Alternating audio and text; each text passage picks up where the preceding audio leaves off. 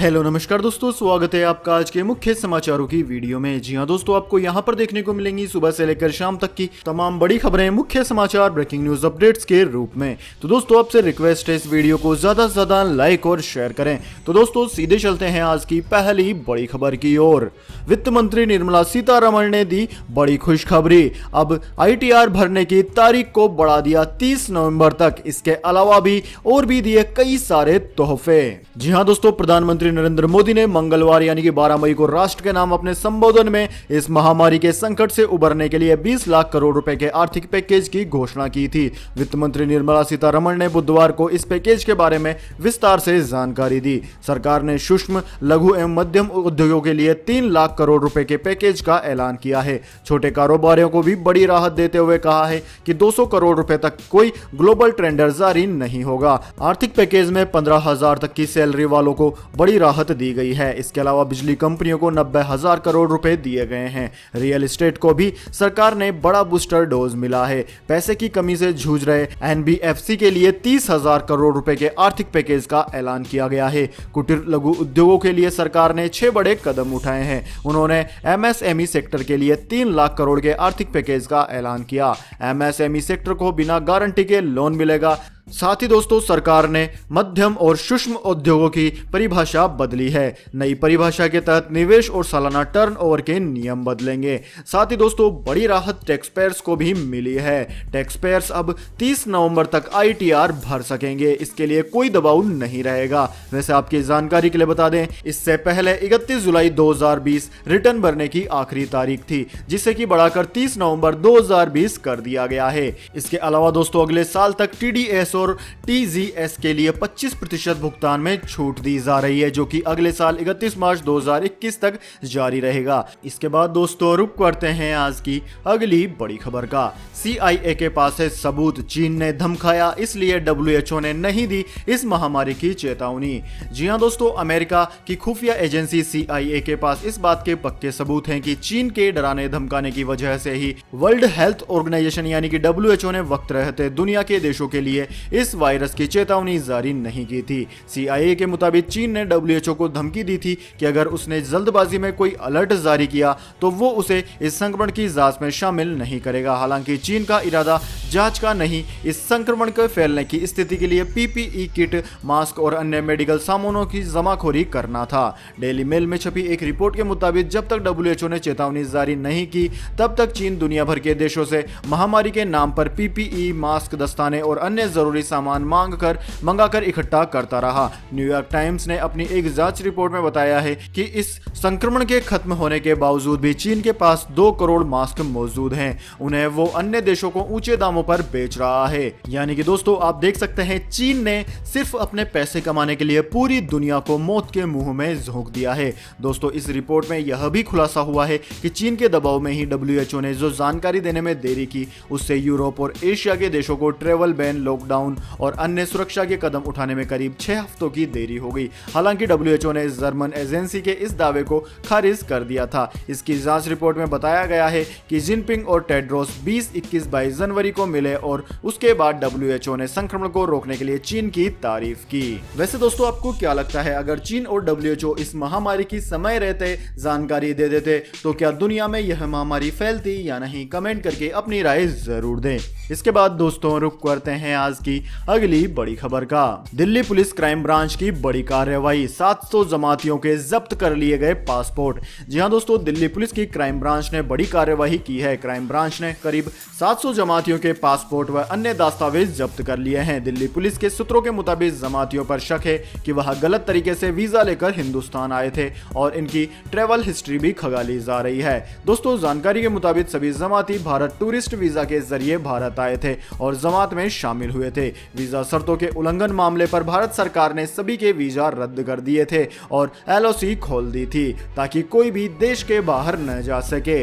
वहीं दोस्तों मलेशिया के कुछ लोग झूठ बोलकर उनके देश की स्पेशल फ्लाइट से जाना चाह रहे थे, तभी उन्हें इस वजह से दिल्ली एयरपोर्ट पर पकड़ लिया गया था। इन सभी के खिलाफ विदेशी अधिनियम और वीजा फ्रॉड का मामला दर्ज कर दिल्ली पुलिस जांच कर रही है। इसके बाद दोस्तों रुक करते हैं आज की अगली बड़ी खबर का। अमेरिका का ड्रैगन को सबक सिखाने वाला प्लान, चीन के खिलाफ 7 बड़े देशों का मिला साथ। जी हां दोस्तों, फैल रही महामारी के बाद सबके निशाने पर आए चीन की घेराबंदी की तैयारी पूरी हो चुकी है। जिस वायरस ने पूरी दुनिया के हेल्थ और इकोनॉमिक सिस्टम को हिलाकर रख दिया है, अब उसी वायरस से पूरी दुनिया में ऐसे कूटनीतिक बदलाव होने जा रहे हैं जिसके बारे में अब से पहले किसी ने सोचा भी नहीं था। चीन के खिलाफ घेराबंदी की पूरी प्लानिंग अमेरिका ने की है। चीन को हर मोर्चे पर मात देने की तैयारी है और इसमें अमेरिका समेत 7 देश एक साथ आकर चीन को कड़ा संदेश दे चुके हैं। अमेरिका के विदेश मंत्री माइकल पोम्पियो ने एक साथ 7 देशों के साथ वर्चुअल बैठक कर चीन को कड़ा संदेश दिया। इस बैठक में भारत भी शामिल था। भारत के अलावा जापान, दक्षिणी कोरिया, ऑस्ट्रेलिया, इजराइल और ब्राजील के विदेश मंत्रियों के साथ बैठक की गई। इस बैठक में इस महामारी को लेकर ज्यादा पारदर्शिता बरतने का मुद्दा उठाया गया। दोस्तों, आपको क्या लगता है, क्या चीन को पूरी दुनिया से अलग थलग कर देना चाहिए? किसी को उसके साथ व्यापार करना चाहिए या नहीं करना चाहिए? कमेंट करके अपनी राय जरूर दें। इसके बाद दोस्तों जान लेते हैं पूरी दुनिया और भारत में इस महामारी के कितने मरीजों की संख्या हो गई है, साथ ही कितनों की मौत हो गई है। तो दोस्तों सबसे पहले जान लेते हैं अपन पूरी दुनिया के बारे में। तो दोस्तों जैसा कि आप स्क्रीन पर देख पा रहे होंगे, पूरी दुनिया में इस वक्त तक मरीजों की संख्या 42,78,180 हो चुकी है, जबकि जान गंवाने वालों की संख्या 2,92,000 के पार पहुंच गई है। दोस्तों इस बीमारी से सबसे ज्यादा अमेरिका प्रभावित है और अमेरिका में 14 लाख से ज्यादा मरीज हो गए हैं, जबकि मरने वाले 83,000 से ज्यादा हैं। इसके अलावा दोस्तों Russia, Spain, Britain, England, Brazil, Germany, Turkey, France और ईरान इस बीमारी से सबसे ज्यादा प्रभावित है। इन सभी देशों में 1 लाख से भी ज्यादा मरीज हैं।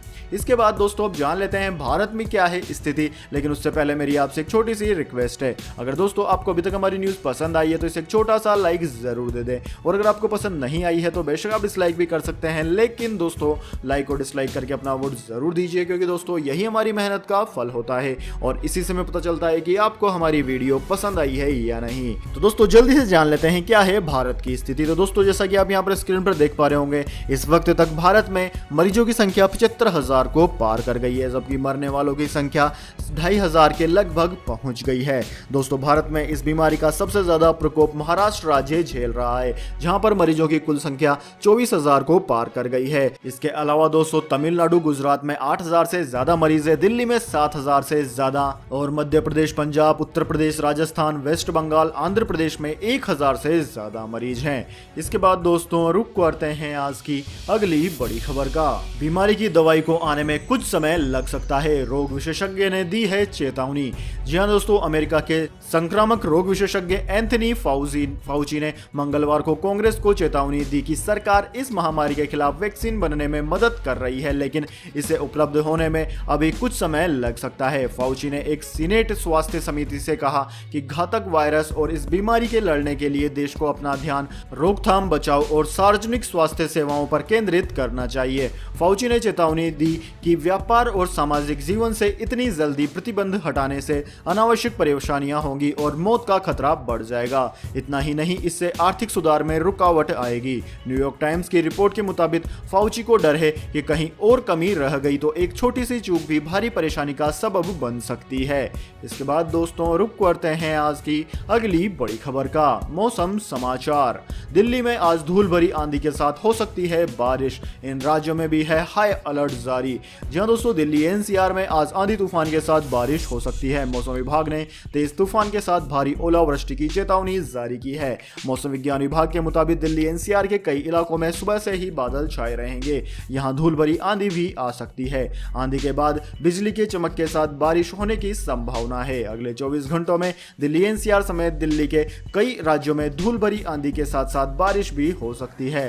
दोस्तों मौसम विज्ञान विभाग ने कई इलाकों में येलो अलर्ट जारी कर दिया है। वहीं दोस्तों बात करें अगले 24 घंटों की, तो दोस्तों अगले 24 घंटों के दौरान पंजाब, हरियाणा, पश्चिमी उत्तर प्रदेश, दिल्ली और राजस्थान में धूल भरी आंधी और तूफान के साथ बारिश की संभावना है। वहीं बिहार, झारखंड, उत्तर प्रदेश, उत्तराखंड, मध्य प्रदेश, कर्नाटक, उड़ीसा और पश्चिम बंगाल में मौसम शुष्क रहेगा। इन राज्यों के कुछ हिस्सों में बारिश भी हो सकती है। इसके अलावा दोस्तों मौसम विज्ञान विभाग ने कहा है कि पश्चिमी विक्षोभ के कारण यह बदलाव हो रहा है। यही कारण है कि मई के महीने में भी जगह जगह इतनी बारिश देखी जा रही है। उत्तर भारत में पश्चिमी विक्षोभ से आंधी तूफान के साथ बारिश हो रही है। इसके बाद दोस्तों रुक करते हैं आज की अगली बड़ी खबर का। गोल्ड प्राइस टुडे, सोना चमका चांदी फीकी, जानिए आज कितना रहा भाव। जी हां दोस्तों, सोने के दामों में आज बाजार खुलने पर मामूली तेजी रही। सुबह लगभग 10:30 बजे सोना मल्टी कमोडिटी 40 रुपए की तेजी के साथ 45,665 रुपए प्रति 10 ग्राम पर कारोबार कर रहा था। सोना MCX पर 45,613 रुपए प्रति 10 ग्राम के स्तर पर खुला था। वहीं दोस्तों चांदी की बात की जाए तो MCX पर चांदी 93 रुपए की गिरावट के साथ 42,961 रुपए प्रति किलोग्राम पर कारोबार कर रही थी। दोस्तों आपकी जानकारी के लिए बता दें, फिलहाल सराफा बाजार बंद है लेकिन फ्यूचर खुला हुआ है। इसके बाद दोस्तों रुक पड़ते हैं आज की अगली बड़ी खबर का।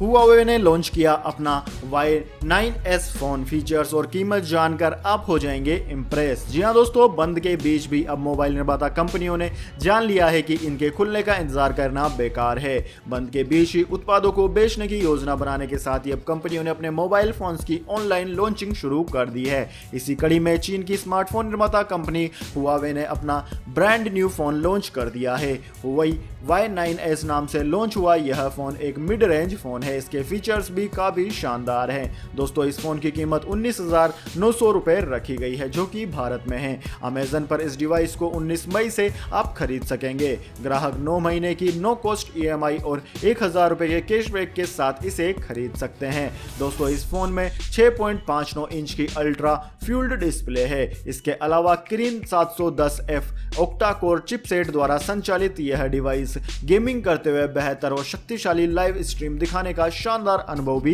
प्रदान करती है। दोस्तों यह फोन 6GB रैम और 128GB के स्टोरेज के साथ आता है, जिसे 512GB तक SD कार्ड के माध्यम से एक्सपेंड किया जा सकता है।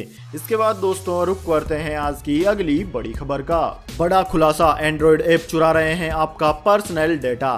जी हां दोस्तों, ताज़ा रिपोर्ट्स में सामने आया है कि 4000 से अधिक एंड्रॉइड ऐप्स एंड्रॉइड यूजर्स का डाटा चुरा रहे हैं। कैम्पीरीटेक के साथ साझेदारी में सिक्योरिटी डिस्कवरी की एक रिपोर्ट में सामने आया है कि एंड्रॉइड मोबाइल एप्लीकेशंस जो कि गूगल के क्लाउड होस्टेड फायरबेस डेटाबेस का उपयोग करते हैं, वह अपने email address, user name, password, phone number, पूरा नाम, चैट मैसेज और लोकेशन डाटा सहित निजी जानकारियां आने जाने में लीक कर रहे हैं। कुल 15,735 एंड्रॉइड ऐप की टेस्टिंग के बाद चौंकाने वाले सच सामने आए हैं और यह गूगल प्ले स्टोर पर सभी ऐप के लगभग 18% एप्लीकेशंस के साथ हो रहा है। यानी कि दोस्तों गूगल प्ले स्टोर पर जितनी भी एप्लीकेशन है उनमें से 18% एप्लीकेशंस तो चोर हैं। रिपोर्ट्स में साफ किया गया है कि यूजर डाटा स्टोर करने के लिए गूगल फायरबेस का उपयोग करने वाले 4.8% मोबाइल ऐप सेफ नहीं होते, क्योंकि इनमें किसी भी यूजर की निजी जानकारी, एक्सेस टोकन और पासवर्ड पता लगाया जा सकता है।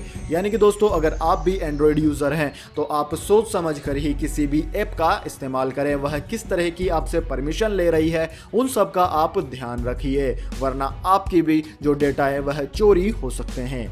तो दोस्तों यह थे आज के मुख्य समाचार। इसके बाद दोस्तों बारी आती है आज के माइंड क्विज क्वेश्चन की। जी हाँ दोस्तों, एक आसान से सवाल का जवाब देकर आप जीत सकते हैं एक अमेजिंग सरप्राइज गिफ्ट हमारे यूट्यूब चैनल की ओर से।